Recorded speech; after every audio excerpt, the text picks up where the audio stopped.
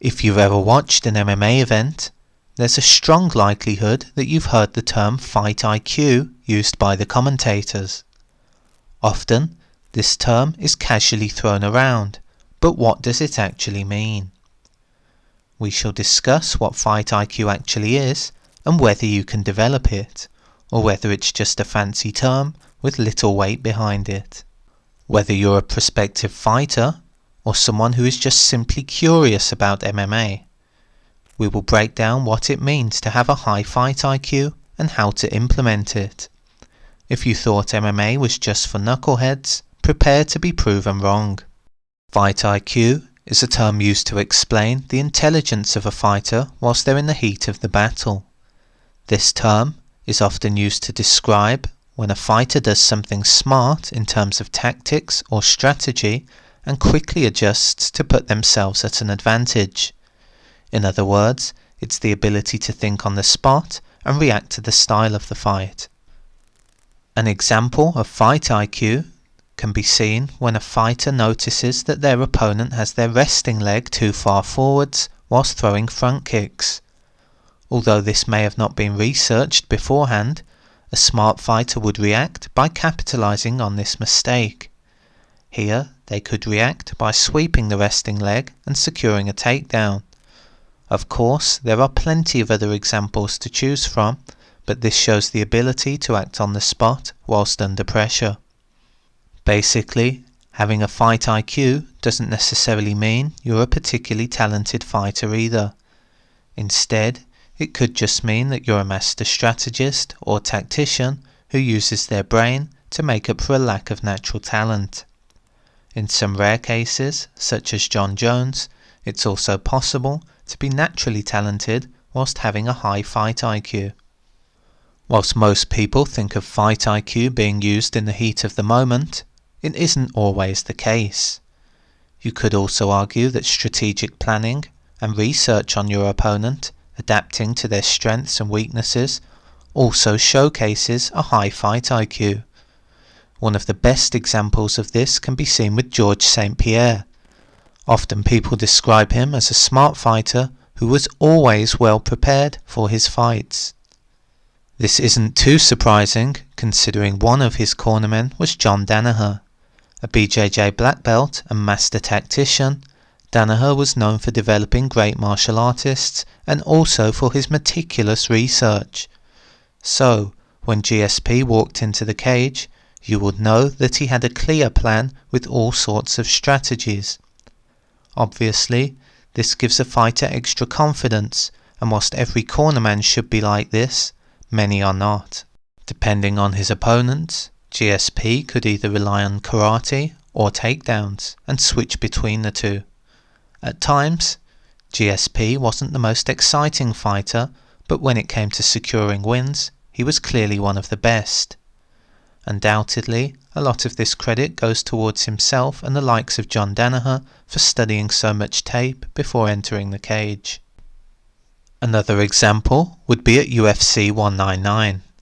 Michael Bisping knocked out Luke Rockhold to win the UFC middleweight championship. Although he was the underdog and viewed as a bit of a joker, Bisping had done some critical homework going into the fight. According to Bisping, he and his coach watched lots of footage and tried to find holes in Rockhold's game. Although Luke Rockhold was a great fighter by any measure, Bisping and his coach realised that he was often left exposed when throwing left hooks.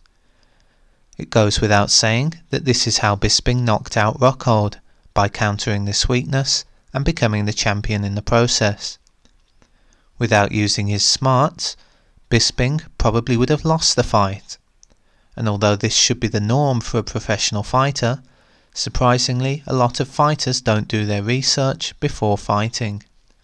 For those wondering, the term fight IQ isn't just academic nonsense, it does actually exist.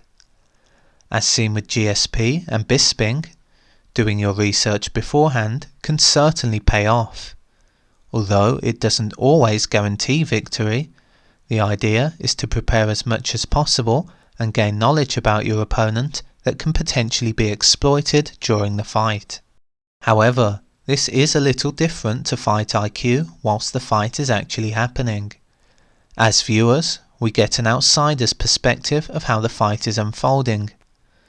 This means we're watching a fight in a relaxed environment from a third person's perspective. Obviously, this makes it much easier to assess a situation even if you've never fought before. Making clear, important decisions whilst dodging knockout punches is completely different though, and much harder. Still, according to some, this is something that can be developed. Remember, you don't just become athletic or strong overnight, and it takes practice, as does developing a good fight IQ. So how do you develop a good fight IQ? Firstly, it should be mentioned that some people are naturally quicker and more receptive than others. At the same time, that doesn't mean you should give up on yourself developing a fight IQ. Like most good fighting habits, developing a high fight IQ starts in the gym. To do this, you should reenact certain scenarios while sparring. For instance, you could spar a partner and get them to shoot takedowns on you. You may get taken down a lot, but at some point you may spot a flaw in their shots. At this point, you adjust accordingly. Similarly, you could practice the last 30 seconds of a round whilst on the back of a training partner. Here, you'd need to decide whether to land punches or go for a submission. Depending on the scenario and whether you're winning or losing the pretend fight, you'd again need to make a quick decision and adjust your style. Basically, the point is to simulate situations where you'll need to react and adjust to certain time constraints or situational differences and reactions. This can be helped by having someone else watch or film you to get a better idea of what's going on after the spar. If you do this enough, your brain should become sharper at picking up patterns whilst under pressure. Remember though, some people are naturally bad at this when compared to others. Over the years, there have been many fighters who have been talented yet lack a fight IQ. Sadly, these people could have won titles or had significantly better records, if not for terrible decision making inside the cage. One example that quickly springs to mind is Justin Scoggins. Although Scoggins was once a solid UFC fighter, he never went any further. In many cases, he would be winning a fight with ease, only to throw it away moments later.